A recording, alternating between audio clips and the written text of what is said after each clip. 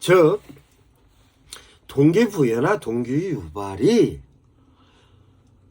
분위기가 좋은 곳, 연민의 내용이 많은 분위기에서 성장한 사람은 잠재적으로 충전이 가능합니다. 그러면 충전의 내용, 즉 연민의 내용을 충격으로 남은 게 많은 사람은 조절하는 기능이 뛰어나 소진되었다가 충전되어지는 속도가 빠릅니다.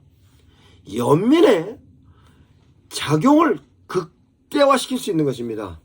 연민을 통하여서 충전되어진 조정의 뇌의 기능에서도 몰입도가 향상되고 뿐만 아니라 일의 효율성도 높아지는 것으로, 그에 대하여서 현대인들은 그 부분에 있어서의 어떻게 하면 에너지를 급속도로 충전할 것인가에 대한 내용을 본인 스스로가 찾아가는 방법은 쾌락의 뇌의 기능으로 찾아가려고 합니다.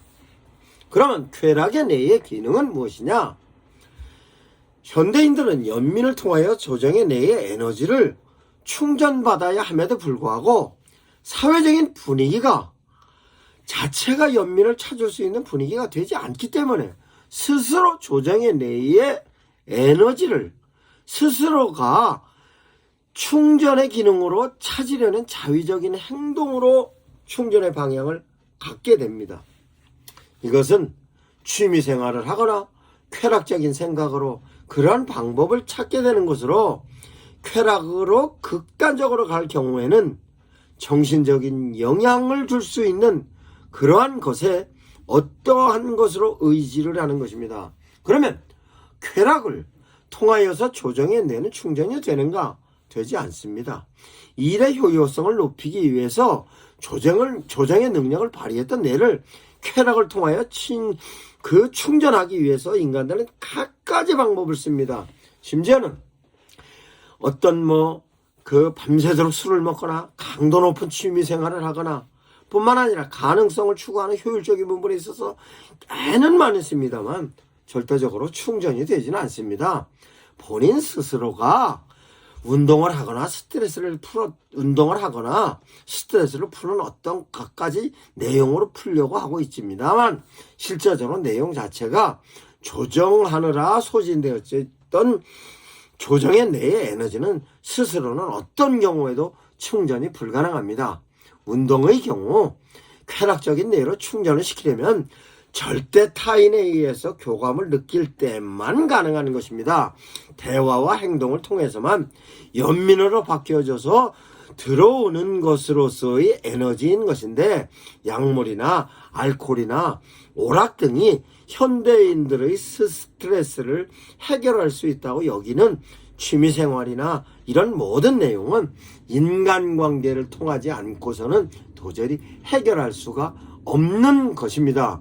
그러면 이와 같은 부분에 있어서 인간들에게 필요한 요소는 뭐였는가? 그것은 행복감이 필요한 것입니다. 행복감을 느끼려면 어떻게 해야 되느냐? 그것은 긍정적인 행복을 통하여서만 나타납니다. 과거와 미래에 대한 불안한 마음과 부정적인 생각을 현재 긍정적인 생각으로 바뀌게 되면 행복해지는 것인데, 그거는 놀랍게도 사람들이 가지고 있는 기본적인 감정에 의해서만 가능한데, 우울적인 감정이 인간의 감정은 우선적으로 갖고 있게 됩니다. 그것은 행복은 반드시 감정에 의해서만 느낄 수 있는 것인데, 그 감정은 철저하게 타인에 의해서 연민으로 느낄 때만 그 감정을 행복한 감정으로 느낄 수 있는 것입니다. 그러면 우울한 감정은 현재 내가 살아가고 있는 삶에 있어서 본질과 삶의 내용이 달리 진행할 때는 굉장히 우울해지는 것입니다. 삶의 가치와 의미가 살아가는 삶에 있어서 그 가치가 적용되는 것으로 나타나는 변화가 보여질 때 행복감을 느끼는 것인데, 그러면 가치의 의미와 표현을 긍정적으로 바꾸면 그로 인해서 더욱 행복감을 느끼는 것입니다. 그 내용은 인간들이 창의력에 의해서 나타나기도 하고 업무를 추진하는 것으로서의 효과가 나타나는 것이 현재 만들어져 있는 가치가, 현재 진행되고 있는 내용의 가치가 내가 추구해 있는 부분과 유사하게 나타날 때 행복감인데, 그 행복감은 외부의 연민으로부터 내 가치를 인정해 주는 그와 같은 부분으로서의 업무 추진력과 창조력과 이와 같은 부분으로서의 행복감을 느끼는 것입니다. 그러면 도대체 가치는 뭐냐? 가치는 의미를 반드시 관계성에서 찾는 것입니다. 관계성은 나와 상대와의 관계성에서 시작하는 겁니다.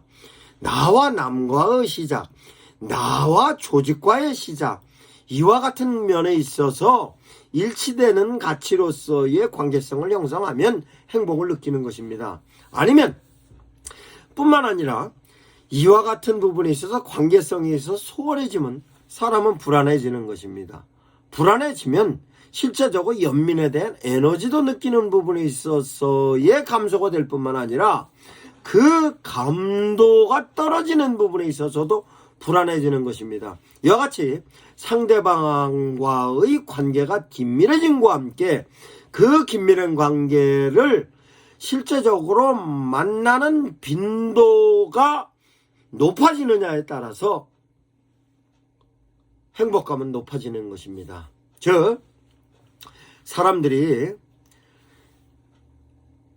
복권 같은 것을 당첨하면 그 당첨한 것으로 인해서 순간 행복감을 느낄 수 있으나 실제적으로 그네들을 어느 시간이 지난 다음에 보면 복권 당첨에서 관련된 것으로서의 행복감이 복권 당첨 이후의 행복감과 복권 당첨되기 전의 행복감이 별 차이가 없거나 오히려 행복감이 떨어진 것으로 봅니다. 그런데 실제적으로 사람들이 살아가는 데 있어서의 행복감은 사람 대 사람과의 관계 속에서 그 관계적인 가치가 빈도가 높아졌던가 가까이 갔던가 뿐만 아니라 내가 갖고 있는 가치관을 상대가 나를 어떻게 인정해주고 있는가에 따라서 행복감을 느끼는 것이고, 그 행복감은 바로 연민의 뇌가 작동이 되어서 느끼는 행복감인 것입니다. 이것은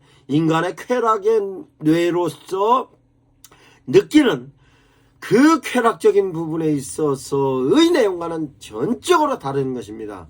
즉, 어린아이들이 행복하게 살았을 때는 어떤 부분인가? 부모로부터 칭찬받는 것입니다.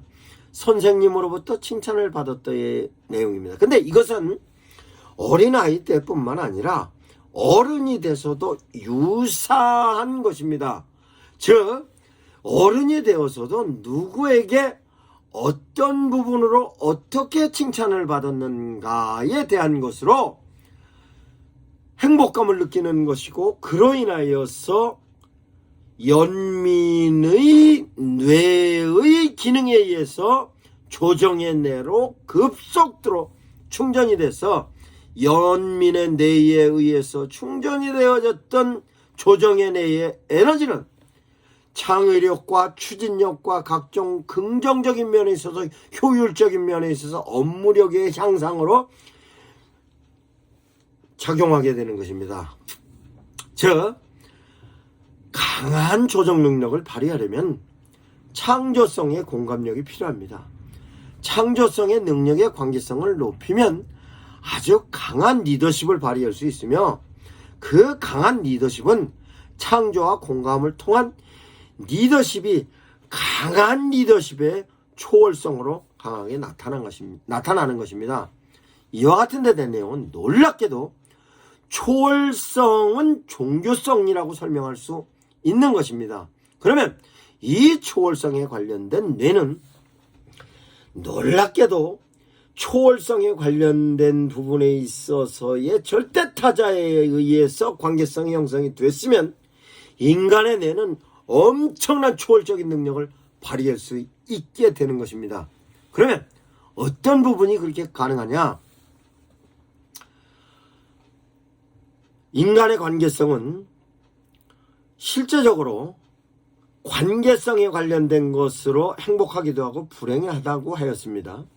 그러면 행복함으로써의 관계성은 업무 추진력을 높일 수 있는 엄청난 능력으로 발휘했는데, 실제적으로 사람으로부터 받는 칭찬과 그 칭찬에 대해서 가치관이 인정이 받았을 때의 내용은 행복감으로 나타나는데, 그 행복감은 스스로 잠재적으로 갖고 있었던 무의식적인 잠재력과 추진력, 그에 따르는 지식과 경험과의 내용이 잠재적인 것과 함께 의식적으로 가지고 있었던 기억에 관련된 내용을 사람으로부터 칭찬을 받아서 좋은 관계 속에서는 그게 효율적으로 활용을 하여지지만, 인간이 갖고 있는 실존적인 만큼만에 움직여지는 데 대한 내용인 것입니다. 즉 자기 능력의 한계만큼만 발휘되는 거예요. 그런데 놀랍게도 인간이 갖고 있는 초자연적인 창조력과 추진력과 능력을 발휘할 수 있는 것이 하나님께서 인간들에게 제시하여 주시는 하나님의 인정함입니다. 그럼 하나님께서 인정하여 주는 데 대한 내용은 뭐냐? 하나님과 관계 속에서 하나님께서 인간의 삶을 칭찬해 주는 모습입니다. 하나님께서 인간과의 관계 속에서 누리게 하는 데 대한 내용입니다. 이 내용은 조금 이따 다시 설명하겠습니다. 그러면 실제적으로 이와 같은 부분에 있어서의 조정의 내, 연민의 내, 쾌락의 내를 어떤 사람들이 적용되는가? 이건 모든 사람들에게 필요한 것입니다. 그럼 모든 사람들에게 필요한 그 사람은 어떤 사람들이 있느냐에 대하여 설명하겠습니다.